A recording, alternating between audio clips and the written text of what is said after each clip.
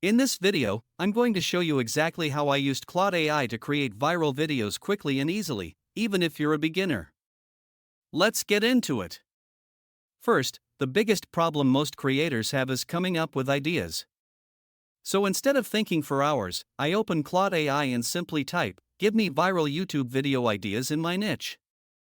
And instantly, I get a list of content ideas that are already trending and optimized for engagement. Next step is the script writing. Once I pick an idea, I ask Claude AI, write a high-retention YouTube script about this topic with a strong hook in simple English. And Claude gives me a full structured script, intro, steps, and outro. Now the most important part is the hook. So I refine it by asking, "Give me 5 viral hooks for this video."